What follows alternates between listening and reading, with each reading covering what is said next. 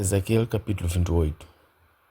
Ó filho do homem, levanta uma lamentação sobre o rei de Tiro e diz-lhe: assim diz o Senhor Deus.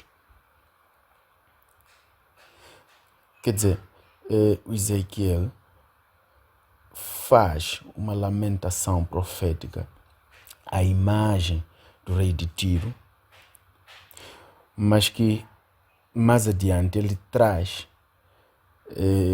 ele caracteriza aquela que é a imagem, aquela que é a característica de Lúcifer, aquele que era,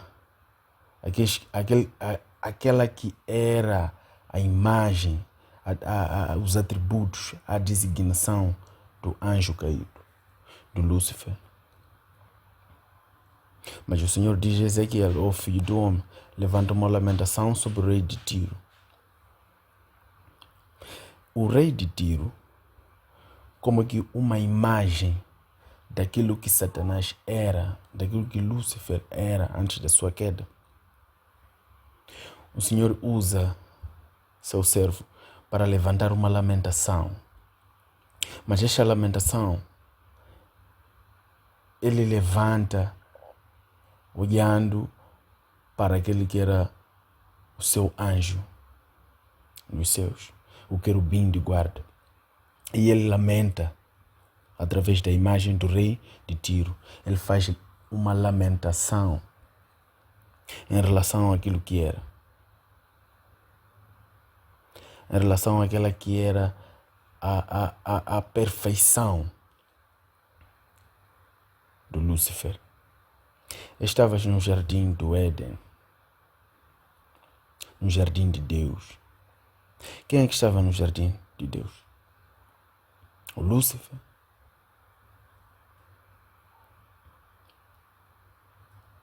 O mesmo jardim em que lá estava o Adão e a Eva, o princípio da criação da humanidade.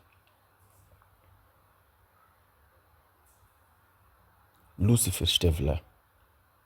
E toda pedra preciosa era a sua cobertura. Para tentar descrever a formosura e o quão perfeito este ser havia sido criado. E ademais no capítulo, no versículo 14, diz: tu eras o querubim ungido para cobrir e te estabeleci no Monte Santo. Perfeito eras nos seus caminhos desde o dia em que foste criado, até que se achou iniquidade em ti. Quer dizer, ele ali já não está, as lamentações já não tinham quase nada a ver com o rei de Tiro. É certo que o rei de Tiro, como a imagem de Lúcifer, esta figura, mas Deus depois traz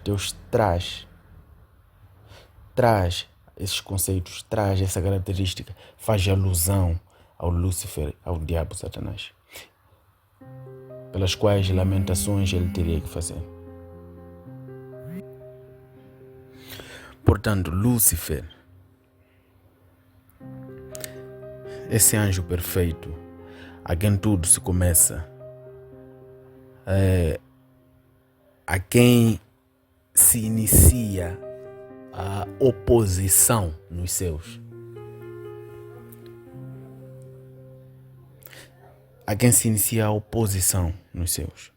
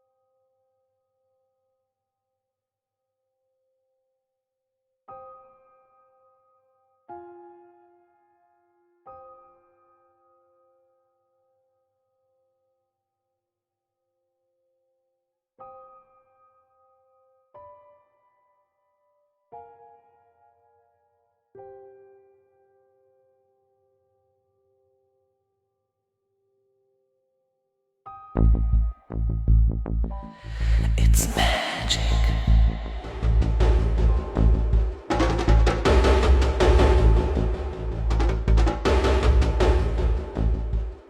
It's magic.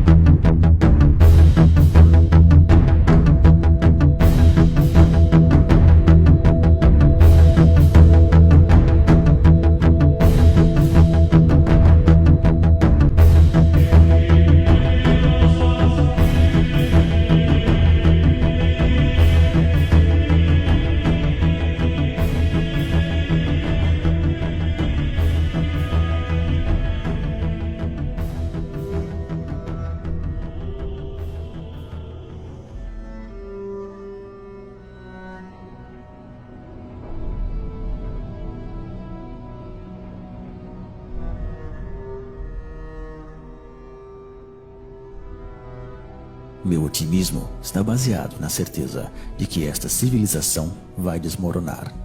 Meu pessimismo em tudo aquilo que ela faz para arrastar-nos em sua queda.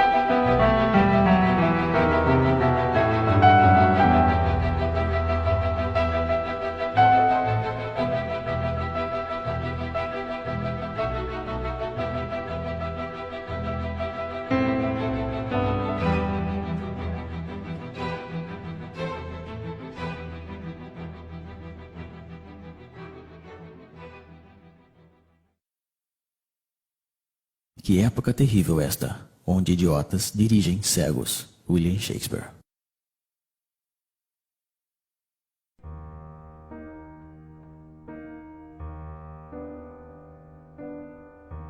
A servidão moderna é uma escravidão voluntária, aceita por esta multidão de escravos que se arrastam pela face da terra. Eles mesmos correm atrás de um trabalho cada vez mais alienante que lhes é dado generosamente se estão suficientemente domados. Eles mesmos escolhem os amos a quem deverão servir. A estranha modernidade da época atual. Ao contrário dos escravos da antiguidade, aos servos da Idade Média e aos operários das primeiras revoluções industriais, estamos hoje frente a uma classe totalmente escrava, que, no entanto, não se dá conta disso, ou melhor ainda, que não quer enxergar. Eles não conhecem a rebelião que deveria ser a única reação legítima dos explorados. Aceitam sem discutir a vida lamentável que foi planificada para eles. A renúncia e a resignação são a fonte de sua desgraça. O urbanismo é a tomada do meio ambiente natural e humano pelo capitalismo, que, ao desenvolver-se em sua lógica de dominação absoluta, refaz a totalidade do espaço como seu próprio cenário. Guy Debord, A Sociedade do Espetáculo.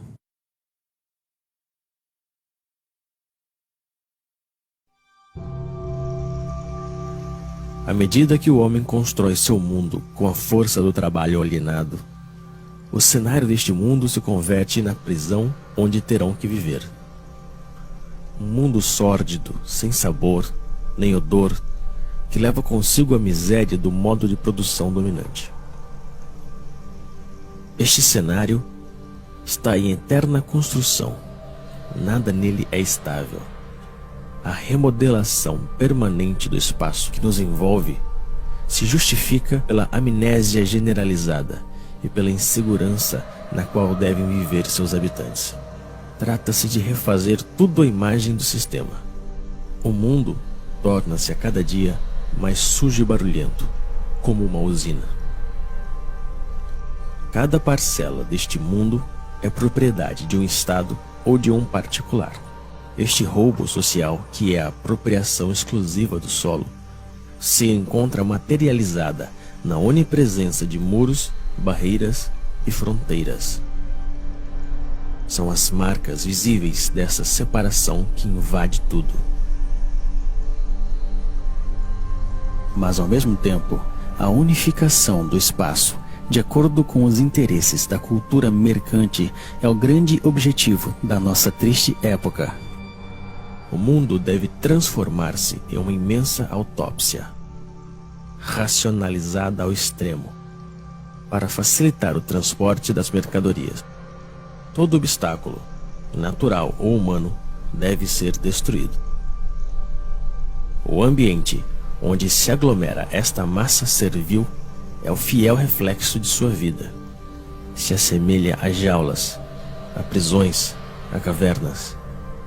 Porém, contrariamente aos escravos e aos prisioneiros, o explorado dos tempos modernos deve pagar por sua jaula.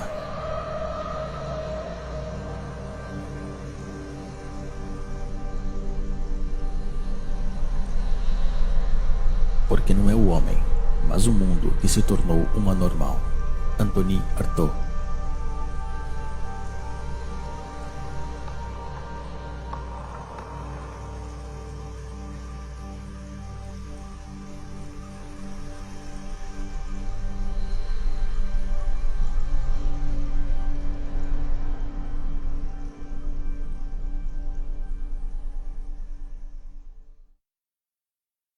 À primeira vista, a mercadoria parece uma coisa simples, trivial, evidente. Porém, analisando-a, vê-se complicada, dotada de sutilezas metafísicas e discussões teológicas. O Capital, Karl Marx. É neste lugar estreito e lúgubre, onde o escravo moderno acumula as novas mercadorias que deveriam, segundo as mensagens publicitárias onipresentes, trazer-lhe a felicidade e a plenitude. Porém, quanto mais acumula mercadorias, mais ele se afasta da oportunidade de ser feliz. Que aproveita o homem ganhar o mundo inteiro e perder sua alma? Marcos, capítulo 8, versículo 36.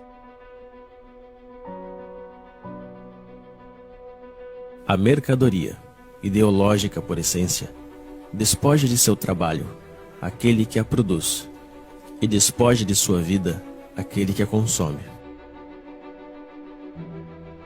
No sistema econômico dominante, já não é mais demanda que condiciona a oferta, mas a oferta que determina a demanda. Então é assim que, de maneira periódica, surgem novas necessidades que são rapidamente consideradas como vitais para a maioria da população. Primeiro foi o rádio, depois o carro, a televisão, o computador e agora o telefone celular. Todas essas mercadorias, distribuídas massivamente em um curto lapso de tempo, modificam profundamente as relações humanas. Servem, por um lado, para isolar os homens um pouco mais de seu semelhante e, por outro, para difundir as mensagens dominantes do sistema. As coisas que se possuem acabam por possuir-nos.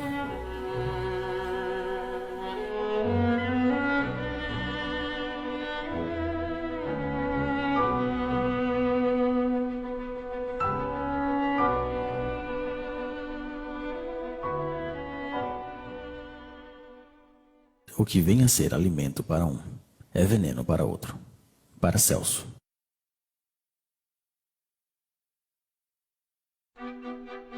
Porém, é quando se alimenta que o escravo moderno ilustra melhor o estado de decadência em que se encontra. Dispondo de um tempo cada vez mais limitado para preparar a comida que ingurgita, ele se vê obrigado a engolir rápido o que a indústria agroquímica produz. Errando pelos supermercados, à procura dos substitutos que a sociedade da falsa abundância consente em dar-lhe, só lhe resta a ilusão da escolha. A abundância dos produtos alimentícios apenas dissimula sua degradação e sua falsificação. Não são mais que organismos geneticamente modificados, uma mistura de colorantes e conservantes, de pesticidas, de hormônios e outras tantas invenções da modernidade.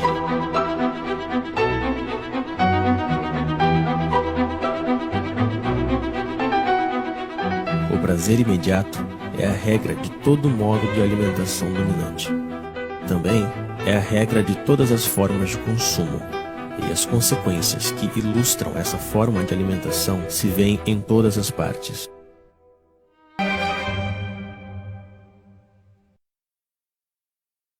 Que triste é pensar que a natureza fala e que a espécie humana não a escuta. Victor Hugo. É a expoliação dos recursos do planeta, a abundante produção de energia ou de mercadorias, o lixo e os resíduos do consumo ostentoso hipotecam a possibilidade de sobrevivência de nossa terra e das espécies que nela habitam. Porém, para deixar livre o curso ao capitalismo selvagem, o crescimento econômico nunca deve parar. É preciso produzir, produzir e reproduzir ainda mais. E são os mesmos poluidores que se apresentam hoje como salvadores potenciais do planeta. Esses imbecis da indústria do espetáculo, patrocinados pelas empresas multinacionais, tentam convencer-nos de que uma simples mudança em nossos hábitos seria suficiente para salvar o planeta de um desastre. E enquanto nos culpam, continuam poluindo sem cessar nosso meio ambiente e nosso espírito. Essas pobres teses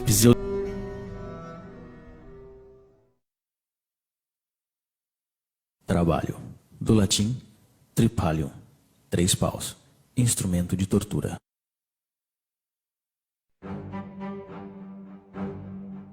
Mas para entrar na roda do consumo frenético é necessário ter dinheiro, e para conseguir dinheiro é preciso trabalhar. eles estão esgotados de tanto trabalhar, perdem a maior parte de sua energia e têm que suportar as piores humilhações. Passam toda a sua vida realizando uma atividade extenuante e insidiosa que é proveitosa apenas para alguns. A invenção do desemprego moderno tem como objetivo assustá-los e fazê-los agradecer sem parar a generosidade do poder que se mostra tão generoso com eles. Que fariam sem esta tortura que é o trabalho? E são essas atividades alienantes que são apresentadas como libertadoras. Que mesquinhez e que miséria!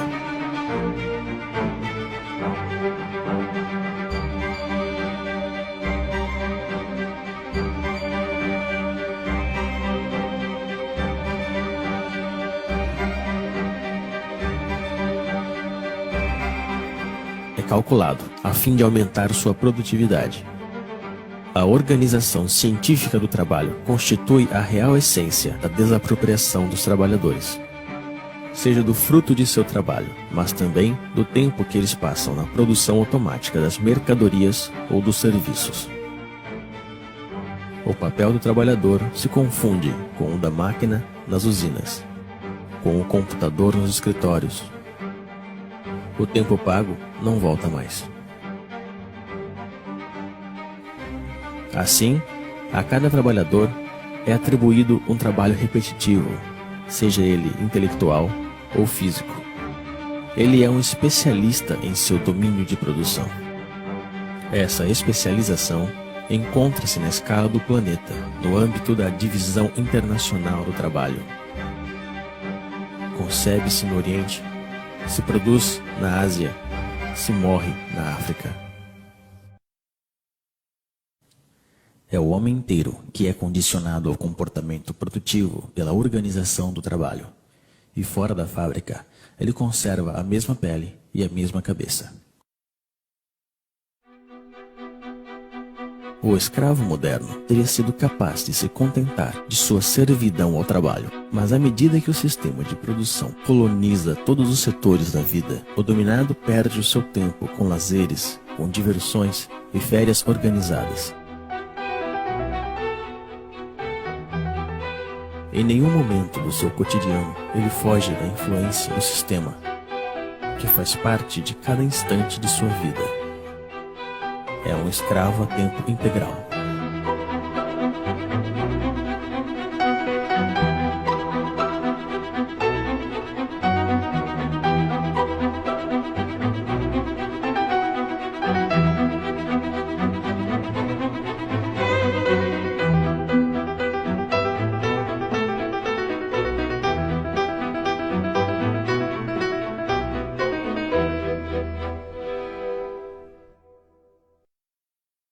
A medicina faz-nos morrer mais.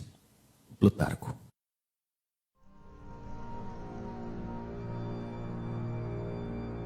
A origem dos males do escravo moderno está na degradação generalizada de seu ambiente, do ar que respira e da comida que ele consome. O estresse provocado pelas suas condições de trabalho e pelo conjunto de sua vida social.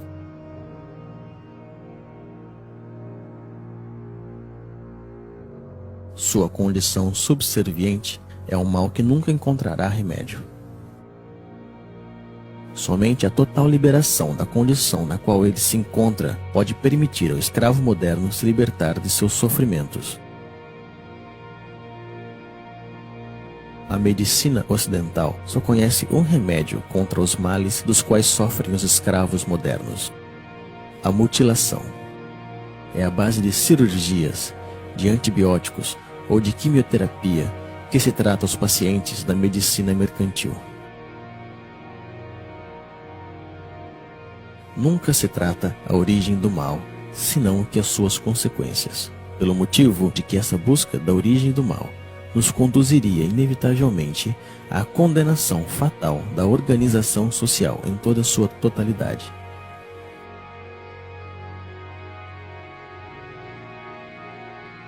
Assim como ele transformou todos os detalhes de nosso mundo em uma simples mercadoria, o sistema atual fez de nosso corpo uma mercadoria, um objeto de estudo e de experiências para seus pseudo-aprendizes de medicina mercantil. Os donos do mundo já estão prontos para patentear os seres vivos. O sequenciamento completo do DNA do genoma humano é o ponto de partida de uma nova estratégia posta em ação pelo poder. A decodificação genética não tem outro objetivo que o de amplificar consideravelmente as formas de dominação e de controle. Depois de tudo, nosso corpo também não nos pertence. De tanto obedecer, adquirimos reflexos de submissão. Anônimo. O melhor de sua vida foge entre seus dedos, mas ele prossegue assim, pois já está acostumado a sempre obedecer. A obediência se tornou sua segunda natureza. Ele obedece sem saber por qual razão, simples a vida. Obedece-se aos pais, aos professores, aos patrões, aos proprietários, aos comerciantes. Obedecem-se também às leis, às forças da ordem e a todos os tipos de poderes, pois ele não sabe fazer outra coisa. Não existe algo que lhe dê mais medo que a desobediência, já que desobedecer, aventurar, mudar é muito arriscado. Assim como uma criança que se perde de vista de seus pais. O escravo moderno se sente perdido, sem o poder que o criou. Então, ele continua obedecendo. É o medo que nos fez escravos e que nos mantém nesta condição. Baixamos a cabeça frente aos donos do mundo. Aceitamos essa vida de humilhação e de miséria somente por medo. No entanto, dispomos da força numérica frente a essa minoria que governa. A força deles não sai de seus policiais, mas de nosso consentimento. Justificamos nossa covardia diante do enfrentamento legítimo contra as forças que nos oprimem com um discurso cheio de humanismo modernizador. A rejeição da violência revolucionária está ancorada nos espíritos daqueles que se opõem ao nome dos valores que este mesmo sistema nos ensinou. Porém, quando se trata de conservar sua hegemonia, o poder não hesita em se vestir da violência. Sob um governo que prende qualquer homem injustamente, o único lugar digno para um homem justo também é a prisão. Henry David Thoreau, A Desobediência Civil. No entanto, ainda existem indivíduos que escapam ao controle das consciências, mas estão sob vigilância. Todo ato de rebelião ou de resistência está de fato assimilada a uma atividade desviada ou terrorista. A liberdade só existe para aqueles que defendem os imperativos mercantis. A oposição real ao sistema dominante, infelizmente, é totalmente clandestina. Para estes opositores, a repressão é a regra em uso. E o silêncio da maioria dos escravos frente a essa repressão está justificado na aspiração mediática e política que nega o conflito existente na sociedade atual.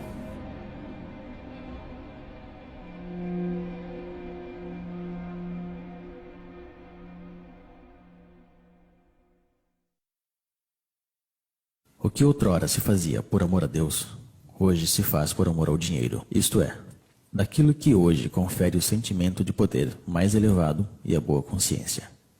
Nietzsche, Aurora. Como todos os seres oprimidos da história, o escravo moderno precisa de seu misticismo e de seu Deus para anestesiar o mal que lhe atormenta e o sofrimento que lhe sufoca. Mas esse novo Deus, a quem entregou sua alma, não é nada mais que nada. É um pedaço de papel, um número que tem apenas sentido, porque todo mundo decidiu dar-lhe. É em nome deste novo Deus que ele estuda, que ele trabalha, que ele luta e se vende. É em nome desse novo Deus que ele abandonou seus valores e está disposto a fazer qualquer coisa. Ele acredita que quanto mais tem dinheiro, mais se libertará dos problemas dentro dos quais ele está aprisionado. Como se a possessão andasse de mãos dadas com liberdade. A liberação é uma sesse que provém do domínio de si mesmo, um desejo e uma vontade de atuar. Está no ser e não no ter. Porém, é preciso decidir-se a não mais servir nem obedecer. É preciso também romper com esse hábito, que ao parecer ninguém ousa recriminar. O escravo moderno está convencido de que não existe alternativa na organização do e, se não, fica sabendo, ó rei, que não serviremos a teus deuses, nem adoraremos a estátua de ouro que levantaste. Antigo Testamento, Daniel, capítulo 3, versículo 18. Frente à devastação do mundo real, é preciso que o sistema atual colonize a consciência dos escravos, precedidas pela dissuasão, que desde a infância realiza sua obra de formação de escravos. Eles devem esquecer-se de sua condição servil, de sua prisão e de sua vida miserável. Basta olhar esta multidão hipnotizada frente às telas que acompanham sua vida cotidiana.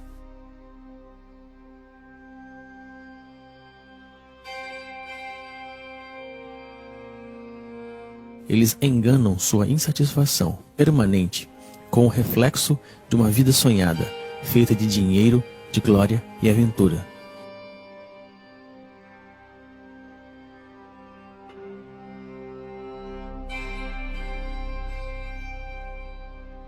Mas seus sonhos são tão lamentáveis como sua vida miserável.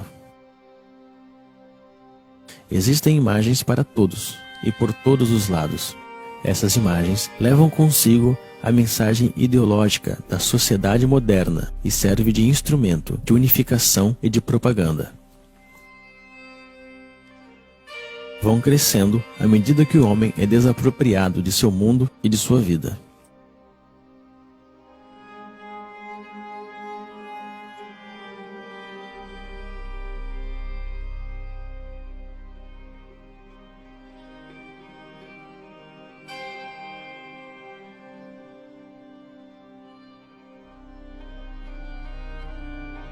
A criança é a primeira vítima dessas imagens, pois se trata de sufocar a liberdade desde o berço.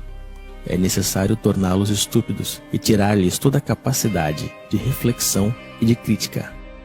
Tudo isso se faz, evidentemente, com a cumplicidade desconcertante dos pais, que não buscam sequer resistir frente à força imponente de todos os meios modernos de comunicação. Eles mesmos compram todas as mercadorias necessárias para escravizar sua progenitura. Desapropriam-se da educação de seus filhos e deixam que o sistema alienador e medíocre se encarregue dela.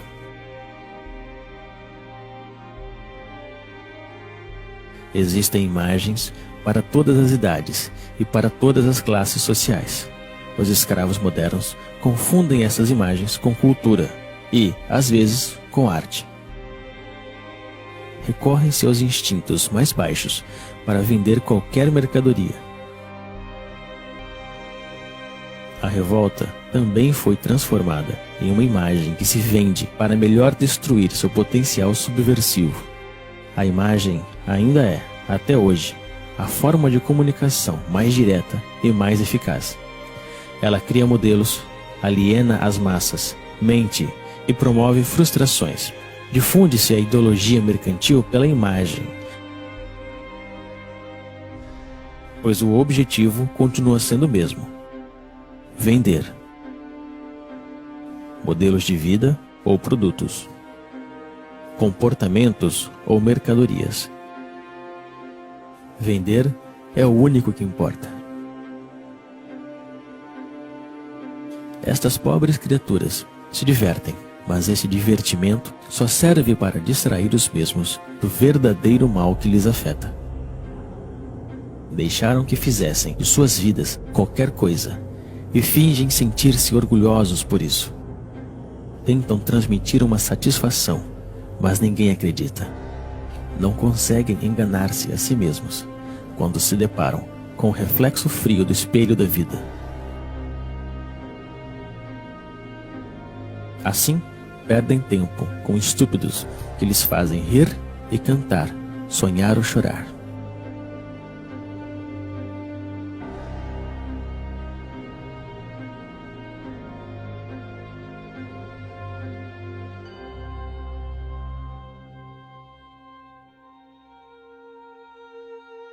Através do esporte mediatizado, se representa o êxito e o fracasso, os esforços e as vitórias que os escravos modernos deixaram de viver em seu cotidiano.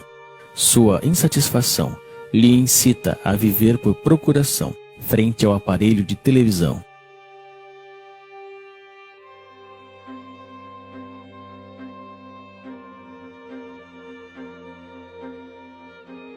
Assim, como os imperadores da Roma antiga compravam a submissão do povo com pão e jogos, hoje em dia é com diversões e consumo do vazio que se compra o silêncio dos escravos.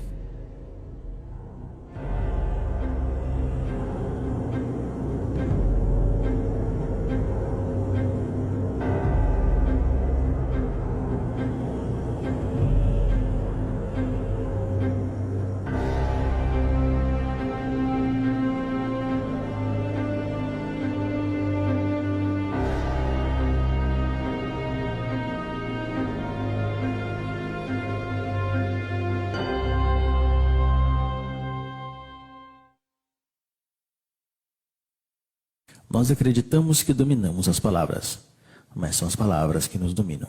Alan Ray. O controle das consciências passa essencialmente pela utilização viciada da linguagem utilizada pela classe economicamente e socialmente dominante. Sendo o detentor de todos os meios de comunicação, o poder difunde a ideologia mercantil, através da definição petrificada, parcial e falsa que ele dá das palavras. As palavras são apresentadas como neutras e sua definição como evidente. Porém, estando sob controle do poder, a linguagem designa sempre algo muito diferente da vida real. É, antes de tudo, uma linguagem de resignação e impotência, a linguagem da aceitação passiva das coisas tais como são e tais como devem permanecer. As palavras trabalham por conta da organização dominante da vida, e o fato mesmo de utilizar a linguagem do poder nos condena à impotência. O problema da linguagem está no centro da luta pela emancipação humana. Não é uma forma de dominação que se junta às outras, mas o coração do mesmo projeto de submissão do sistema mercantil totalitário.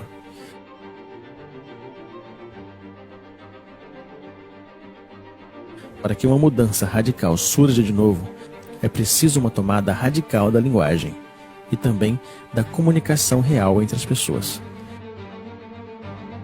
É nisso que o projeto revolucionário se une ao projeto poético.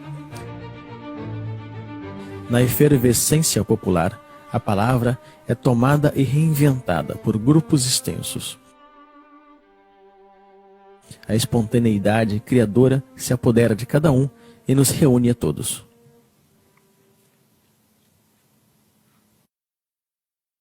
Votar é abdicar.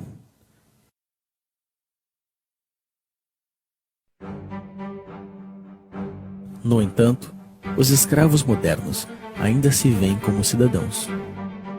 Eles acreditam que votam realmente e decidem livremente quem vai dirigir seus negócios, como se eles ainda tivessem escolha. Apenas conservaram a ilusão.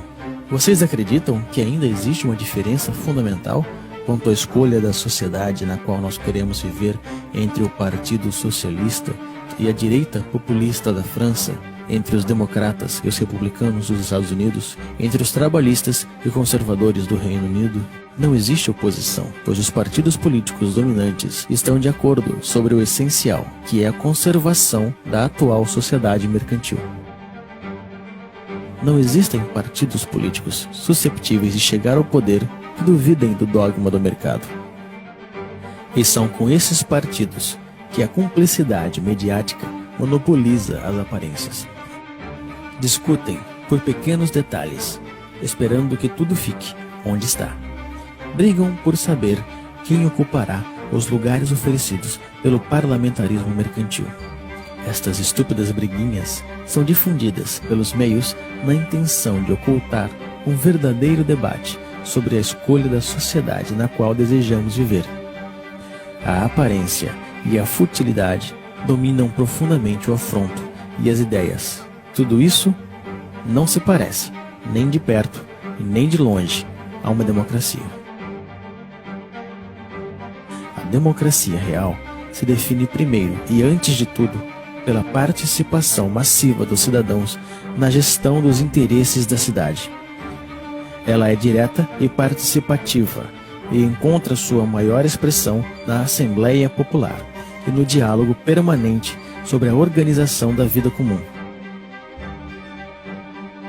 A forma representativa e parlamentar que usurpa o nome da democracia limitam o poder dos cidadãos pelo simples direito ao voto, ou seja, a nada. Tão real que não existe diferença entre o cinza claro e o cinza escuro. As cadeiras do parlamento estão ocupadas pela imensa maioria da classe econômica dominante, seja ela de direita ou da pretendida esquerda social-democrática. O poder não é para ser conquistado, ele tem que ser destruído. O poder é tirano por natureza, seja ele exercido por um rei, por um ditador ou um presidente eleito. A única diferença na democracia parlamentar é que os escravos têm a ilusão que podem escolher eles mesmos os mestres que eles deverão servir. O direito ao voto fez dos mesmos cúmplices da tirania esmagadora. Eles não são escravos porque existem amos, senão que existem amos porque decidiram permanecerem escravos. A natureza não criou amos nem escravos. Eu não quero dar nem receber leis. Denis Diderot. O sistema dominante se define então pela onipresença de sua ideologia mercante. Ela ocupa, ao mesmo tempo, todo o espaço e todos os setores da vida. Ela não diz nada mais que produza, venda, consuma, acumula. Ela reduziu todas as relações humanas em relações mercantes e considera nosso planeta como uma simples mercadoria. O dever que nos impõe é o trabalho servil. O único direito que ele reconhece é o direito da propriedade privada. O único Deus que ele adora é o dinheiro. O monopólio da aparência é total. Somente aparecem os homens e os discursos favoráveis na ideologia dominante. A crítica deste mundo está afogada no mar midiático que determina o que é bem ou mal e o que se pode ver ou não.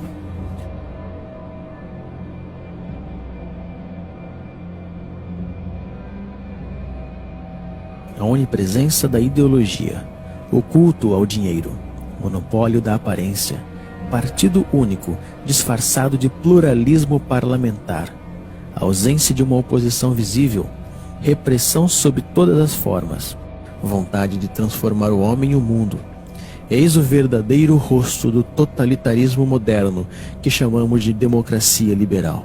Porém, é necessário chamá-la pelo seu verdadeiro nome: o sistema mercantil totalitário.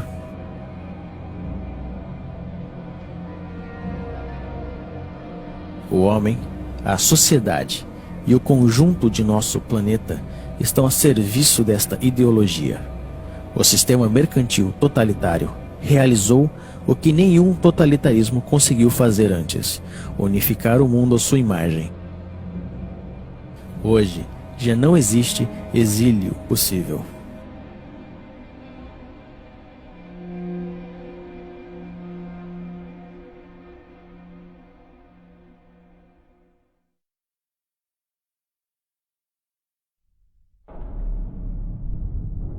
À medida que a opressão se estende por todos os setores da vida, a revolta toma aspecto de uma guerra social. Os motins renascem e anunciam a futura revolução. A destruição da sociedade mercantil totalitária não é um caso de opinião, é uma necessidade absoluta num mundo que já está condenado, pois o poder está em todos os lados, deve ser por todas as partes e todo o tempo, e devemos combatê-lo. A reinvenção da linguagem, o transtorno permanente da vida cotidiana, a desobediência e a resistência são as palavras mágicas da revolta contra a ordem estabelecida. Mas para que desta revolta surja uma revolução, é preciso unir as subjetividades em uma frente comum. É na unanimidade de todas as forças revolucionárias que devemos trabalhar. Isto só se pode conseguir quando temos consciência de nossos fracassos passados. Nem o reformismo estéril, nem a burocracia totalitária não podem ser uma solução para nossa insatisfação. Trata-se de reinventar novas formas de organização e de luta. A autogestão nas empresas e a democracia direta na escala comunal constituem as bases desta nova organização, que deve ser anti-hierárquica, tanto na forma quanto no conteúdo. O poder não é para ser conquistado, ele deve ser destruído.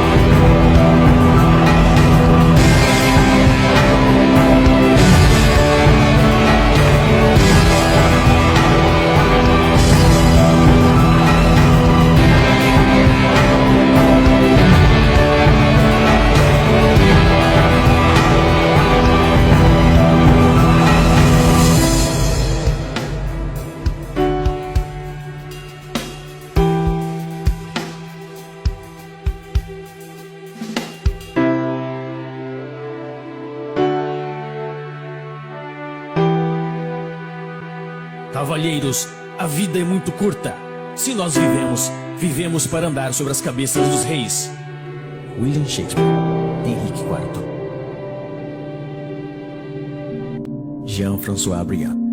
Tradução: Elisa de Arbênia Quadros. Dublagem: Rodrigo Nishino.